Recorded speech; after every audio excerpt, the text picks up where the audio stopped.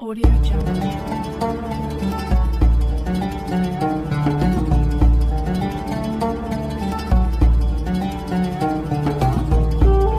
Jungle. Bismillahirrahmanirrahim. Assalamualaikum warahmatullahi wabarakatuh. Alhamdulillahirabbil alamin. Wabihi nasta'inu ala umurid dunya waddin. Assalatu wassalamu ala asrofil anbiya'i wal mursalin wa ala alihi wa sahbihi ajma'in, amma ba'du. Qala Allahu ta'ala fi kitabihil karim, a'udzu billahi minasyaitonir rajim. Bismillahirrahmanirrahim. Qul a'udzu birabbil falaq min syarri ma khalaq wa min syarri ghasikin idza waqab wa min syarrin nafasati fil 'uqadi wa min syarri hasidin idza hasad. Al-ayah. Shadaqallahul azim. Pertama-tama dan yang paling utama, marilah kita panjatkan rasa puja dan puji syukur kehadirat Allah Subhanahu wa taala yang telah memberikan kita kekuatan, kesehatan di bulan Ramadan yang penuh barokah ini. Alhamdulillah. Sholawat serta salam tetap tercurahkan kepada junjungan kita Nabi Agung Muhammad Sallallahu Alaihi Wasallam yang telah membawa kita dari alam kegelapan menuju alam yang terang benderang dengan lantaran agama yang hak, yakni agama Islam. Pemirsa yang dirahmati Allah Subhanahu wa taala, pada kesempatan kali ini saya akan membahas tentang bahaya iri dan dengki.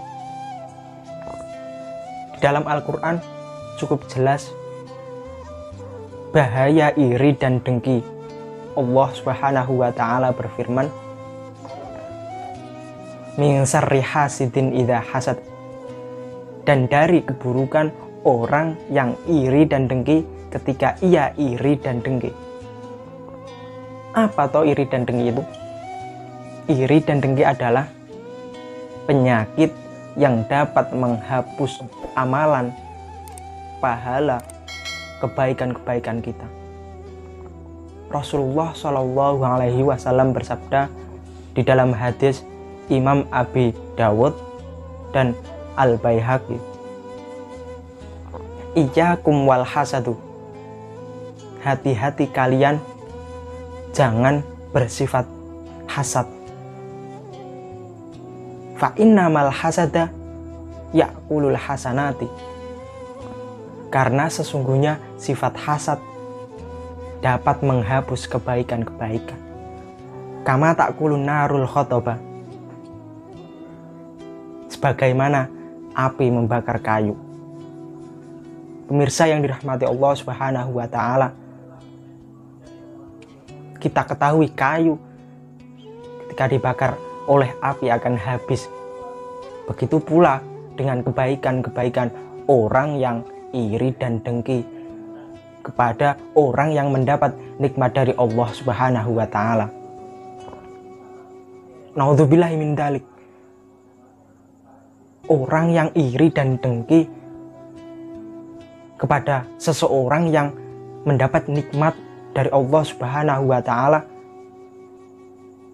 sama saja orang yang iri dan dengki tersebut sedang tidak suka dengan Allah, iri dengan Allah.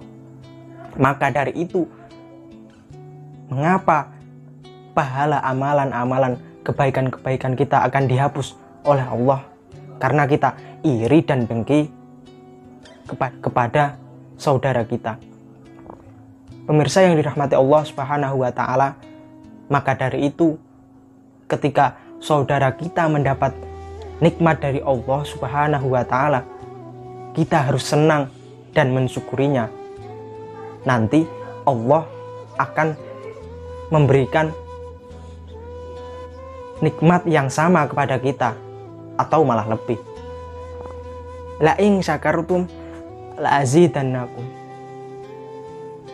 Apabila kalian mensyukuri, pasti akan aku tambahkan. Syukur di sini mensyukuri apa yang ada pada diri kita sendiri dan mensyukuri atas nikmat Allah yang diberikan kepada saudara kita. Pemirsa yang dirahmati Allah Subhanahu wa Ta'ala, ada sebuah cerita ketika Nabi Musa melihat seorang hamba yang bergelantungan di arsy-Nya Allah Subhanahu wa Ta'ala. Nabi Musa terheran dan bertanya kepada Allah, siapa hamba tersebut, wahai Allah Subhanahu wa Ta'ala? Dan Allah menjawab, abdun min abdis soleh. Dia seorang hambaku yang soleh. Lalu Nabi Musa bertanya lagi, siapa namanya wahai Allah Subhanahu wa Ta'ala? Allah tidak mengungkap identitasnya, tidak mengungkap namanya. Dan apabila Nabi Musa ingin mengetahui amalan-amalannya, Allah akan memberitahukannya. Dan Nabi Musa bertanya,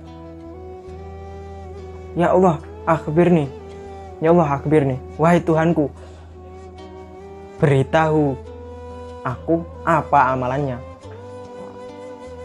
Dan Allah menjawab, kana la yahsudun nasa ma'atahu min fadlihi. Sesungguhnya dia tidak pernah iri dan dengki kepada seseorang ketika mendapat nikmat dari Allah Subhanahu wa Ta'ala.